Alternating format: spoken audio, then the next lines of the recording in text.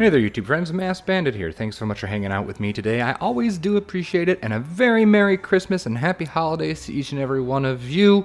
It is Christmas Day, which means it's time for a little holiday build, and what better platform than Planet Zoo?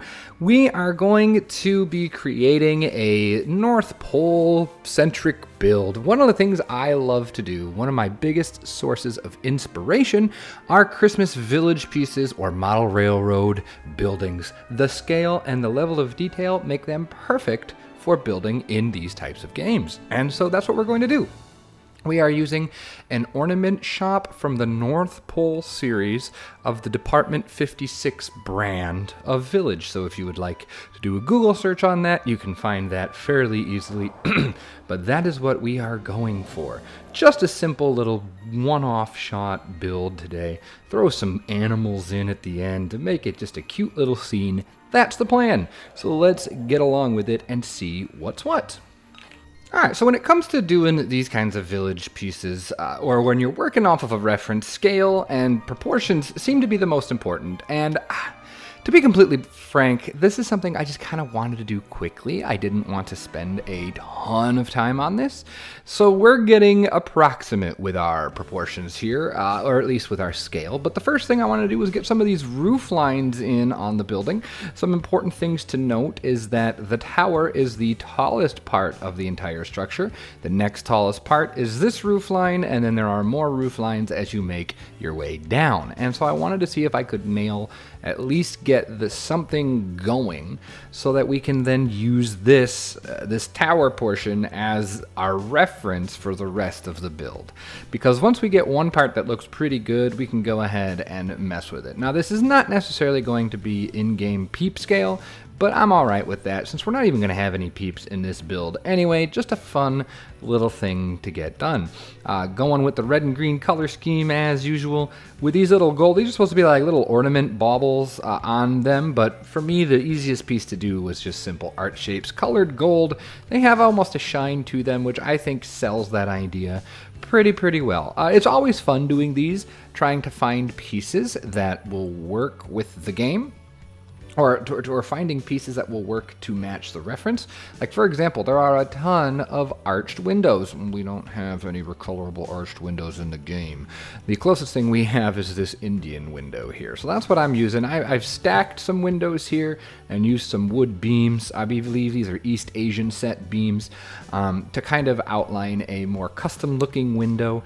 I mean, if I really wanted to nail it and get it super close, I would do like what I did in Planet Coaster, be making custom roofs and stuff, but the idea of custom roofs does not sound enjoyable to me at all.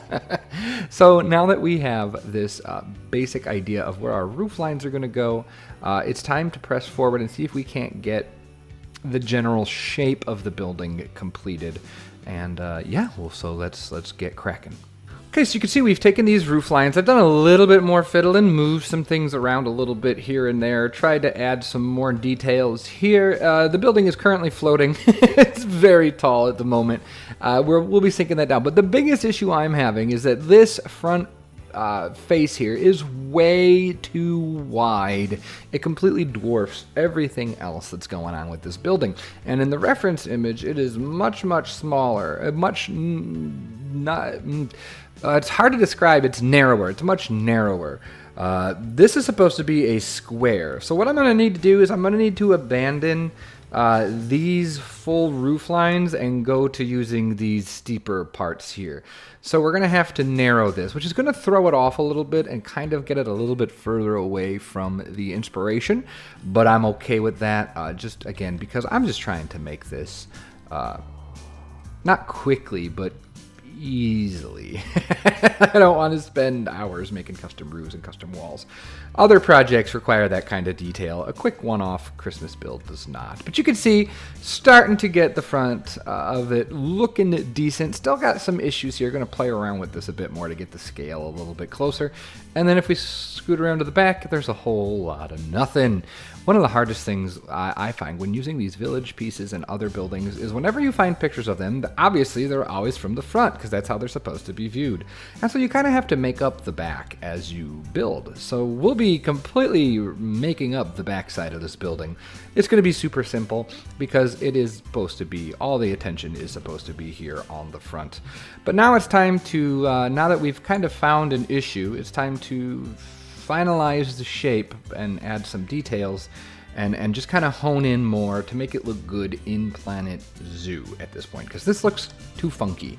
I don't like where this is headed. So let's make some changes.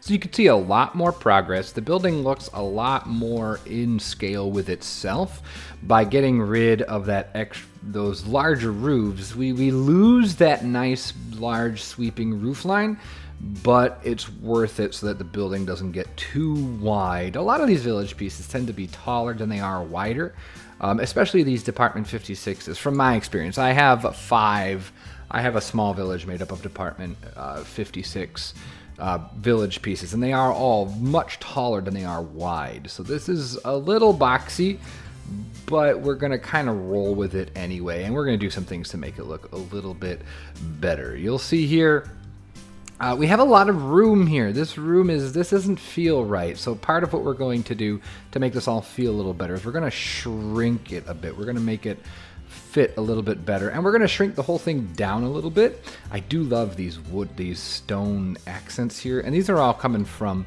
the model. But you can start to see the vibe now. It is super cute, but it can be even better. And then we're going to add some decorations, and that's really going to push it over the top. And once we get the decorations on, I think it looks really, really cute. So yeah, still nothing on the back yet. That's the last step. Got to make it look good from here, where all the fancy pictures are going to come from. But yeah, just making little tweaks to the structure now, and time to add some cute little details. And this is the building just about finished at this point, and I'm really happy with it.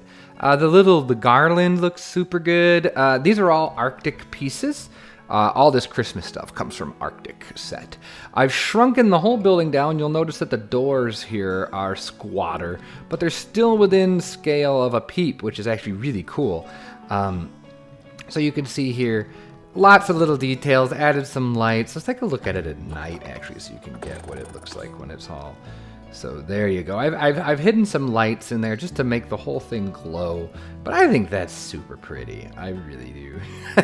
I'm very happy with it.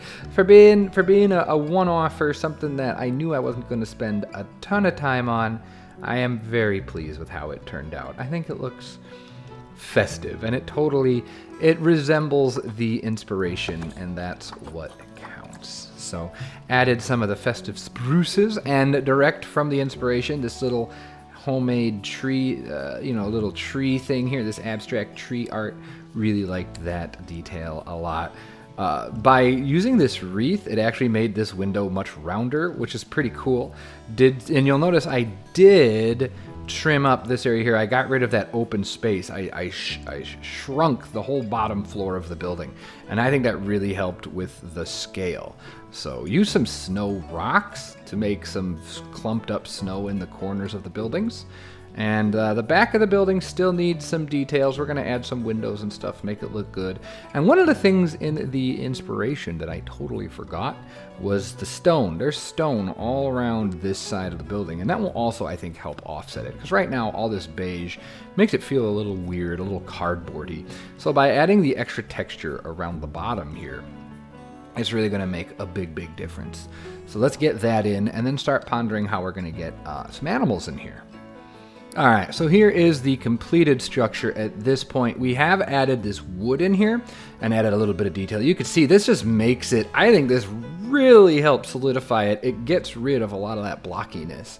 And now this area, even the back and the sides, I'm pretty pleased with. You can see I added a whole bunch of stuff on the back now.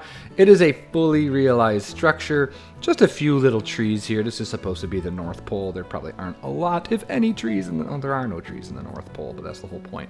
But anyway, we are calling this done. Now it's time to put some animals in, and I thought, what better animal for this kind of build than some polar bear? and some reindeer. We are going to be turning welfare off, and what I'm going to do is I'm going to dig a giant trench. I'm just going to build a massive trench, something that the animals cannot escape from, and I'm going to hide the gates that way so that when you get it from peep view here, the goal here is from peep view to not be able to see the fences at all. So it just looks like there's this building in the middle of the tundra with some polar bears and some reindeer poking around in it. And that's really going to be it. We're going to add some water. Clearly we need the polar bears to swim. And yeah, so let's get those animals in. We are not worried at all about habitat, making sure that they're comfortable, Welfare completely turned off. We're turning off predation, all that stuff, so that we can mix reindeer and polar bears together. So let's see it. Final product.